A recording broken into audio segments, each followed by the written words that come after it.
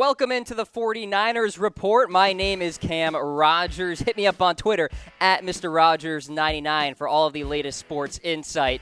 All right, well, we have the latest San Francisco 49ers rumors out there, as we always do, ladies and gentlemen. And we'll start things off with, are the 49ers going to trade for Le'Veon Bell? We have some new reporting on this. One jet head still in my eyes in regards to the 49ers actually pulling this off.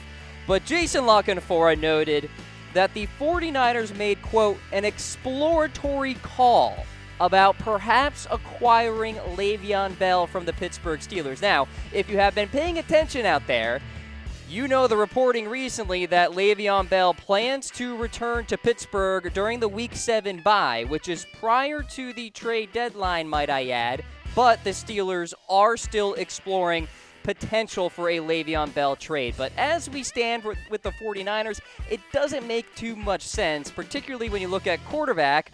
Jimmy Garoppolo is no longer the starter. He's out for the year. There have been a plethora of injuries on the defensive side as well. So you look at San Francisco, you look at John Lynch, he's probably saying to himself, all right, well, we're not going anywhere this season. Why actually trade for Le'Veon Bell when it will likely be a, shall we say, few-week rental, unless there is some sort of agreement between the San Francisco 49ers and Bell that, well, Bell says to the 49ers, yeah, I'll re-sign with you, and San Francisco says, okay, here's what we are offering kind of situation. So there are a lot of factors at play in terms of a Le'Veon Bell trade. You see a potential trade package on your screen here. That's honestly what has to happen. Second-round pick, toss in Jimmy Ward on the final year of his deal. Eric Armstead as well, often injured on that defensive side. So the Steelers get some secondary depth. And, of course, the 49ers, at the end of the day, get Le'Veon Bell. But I just don't think it's going to happen. It's a pipe dream, if you will. That's why you see the one jet head. But it's interesting, at the very least, that the 49ers actually called and explored about the potential for a Le'Veon Bell deal. All right, so you see the one jet head there. Let's take a look at my jet head meter here. 0 heads, fake news, do not believe in that rumor. 1 head, there's little truth to it. 2 heads, it's simmering. 3 heads, we're faithful in it, pretty likely. And 4 heads, it is happening. All right, so going off of that, will the 49ers sign Le'Veon Bell in 2019 free agency? So if you ask me that question, I'll give you the 2 jet heads on that. I'll put it firmly in the rumor category. Bell said himself that he expects the 49ers to make a run at him in the 2019 free agency period. So if you are not following the Le'Veon Bell situation to a T here, here's basically what he is facing. When he returns to Pittsburgh, he will sign his franchise tender, make $14 million or a little less than that at this point, and then enter 2019 as a free agent, where he has free will to sign wherever he pleases. The Jets, the Colts, the 49ers. He may even want to re-sign with the Steelers, although that seems very unlikely as we stand. So Bell probably is going to be one of the most highly coveted free agents in 2019. I ask you guys this, should the 49ers sign him? Go ahead, type away, S for sign, D for don't sign. We're not talking about a trade. We're talking about 2019 when Le'Veon Bell is presumed to become a free agent, unless somehow Bell and the Steelers patch things up before free agency officially opens and the new league year begins in March of 2019. 2 jet heads for now. We'll see. All right, next up here, no Sunday Night Football against the Rams coming up. So the NFL has until October 9th to decide if it wants to flex out of that game. I think they actually probably will. 3 jet heads on this one. It's a Week 7 matchup against LA, a game that, of course, had a lot of hype from me entering this year. Jared Goff, Jimmy Garoppolo, LA Rams, and the big offseason that they had, and the San Francisco 49ers with the big additions that they had as well. But now it's CJ Beathard and a 49ers team that might only have 1 win against a really good Rams team. And if you are the NFL communications department right now, you're looking at the Chicago Bears versus the Patriots, the Bengals versus the Chiefs, and the Saints against the Baltimore Ravens as potential replacements for that Sunday Night Football game. So I don't think the 49ers will be in that Sunday Night Football slot. It's also worth watching here in terms of Week 13. San Francisco has a Sunday night date against the Seattle Seahawks, which could very well be flexed out as well.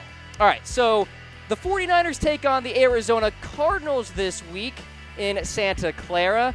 Nobody got the score right a week ago for that 49ers-Chargers game, so I'm still waiting to give out some free money here. I want you guys to DM me your score prediction. Cardinals, 49ers, Rosen, Bethard, because we all saw that coming. Go ahead, DM me on Twitter at Mr. Rogers99. Get it done. I'll leave it in the comments section as well so you guys can have easy access to it. Let me know what you think. Score prediction on Mr. Rogers99 on Twitter. Let me know what you think. All right, folks, we are indeed presented by BetDSI, the #1 online sportsbook out there. Check them out, chatsports.com/bet. Use that promo code LIVE120 for that 120% deposit bonus. Free money to play with all season long as you bet on the San Francisco 49ers. All right, next up here on the list is DJ Reed starting at free safety this week. Two heads on this one. In the rumor category, I mentioned it earlier, a lot of injuries on that defensive side, and Adrian Colbert included. Now, Colbert actually played last week, but primarily on special teams. DJ Reed actually started last week. So could he start again this week? Maybe. It depends on how many reps Adrian Colbert gets at safety this coming week. So monitor that. But the big story here is the amount of injuries in the secondary. Richard Sherman is hurt. Jaquiski Tartt is hurt. Colbert isn't hurt per se, but he's still not 100%. So at the end of the day, the back end is struggling mightily due to injuries and just lack of execution and lack of tackling, to be honest with you. Keller Witherspoon is not performing really well. In fact, at one point they brought in some older reserves actually into the game last week because some of these players are just not panning out right. So we'll see what happens. We'll see what Robert Saleh decides to do, and Kyle Shanahan included here about DJ Reed, but he could very well be the starter this week. All right, let's talk about the offensive line. Pass protection, is it an issue? Yes, it very much is. 4 jet heads on this one. C.J. Beathard took 8 hits against the Los Angeles Chargers a week ago. That's a total of 8. One more time. And you look at the offensive line, Weston Richburg in particular is struggling the most, but I have the current Pro Football Focus rankings of every single offensive lineman here, and the best one on the list, who saw this coming? Mike Person is 15th among all guards in the NFL. Tomlinson is 35th among all guards. Richburg is 24th among all centers. Joe Staley, albeit he's been hurt here and there, 23rd among all offensive tackles, and Mike McGlinchey, the rookie, is actually pretty good. Ranked number 24 among all tackles in the NFL. For a rookie, not too bad at all. But I have been seeing a lot of comments from you guys about the offensive line, particularly in pass protection, and it just has not been very good so far this year. I want you guys to grade the offensive line now in the comments section. A, B, C, D, or F. Let me know what you think. I will say the run blocking has actually been pretty darn good so far for the offensive line. It's the pass protection that is the main concern with me. Speaking of the offensive line, is Joe Staley going to be out this week against the Arizona Cardinals? I'll toss up 2 jet heads on this one. He suffered a knee injury a week ago. Kyle Shanahan said he is questionable to play. Now, with that said, if Joe Staley misses this game, the 49ers are in major trouble. He, of course, is the quote-unquote quarterback of that offensive line. He is a true leader, big-time locker room presence, and if he can't go, watch out in terms of pass protection. I talked about how it's already struggling. If Staley is out, then things are going to get a lot worse here, and the Arizona Cardinals aren't world beaters by any means on the defensive side, but they are going to see that on the offensive line. The DC of the Arizona Cardinals and the Arizona Cardinals players on that defensive side will see that there's a big gaping hole at left tackle if Joe Staley doesn't play, and they're going to try to exploit that. All right, so stay tuned on the practice report throughout the week there about Joe Staley. Meanwhile, Dante Pettis, is he out this week?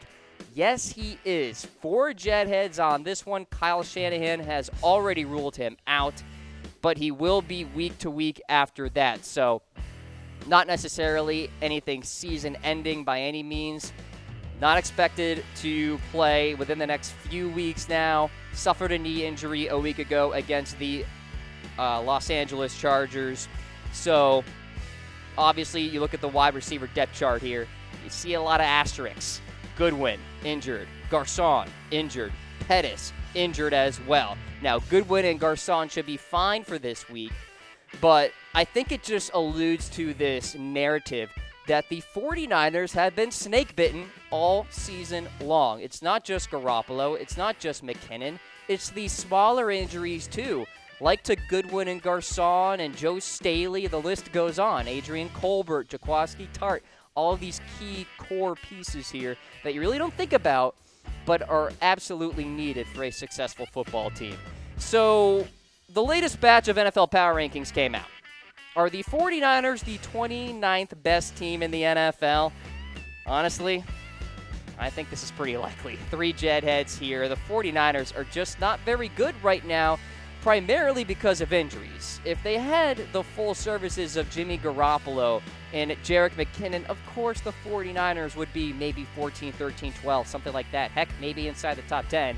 But that's just not the reality of the situation here. These are the teams that are actually ranked ahead of the 49ers on the NFL.com Power Rankings. The Raiders, yikes, the Giants, the Colts, the Texans, and the Detroit Lions. Now, I understand the Lions, Texans, and Colts, but the Giants and Raiders, the Raiders have looked inept so far, and they don't have as many injuries as the 49ers do, and the Giants are just so boring to watch. Oh my God, it's brutal.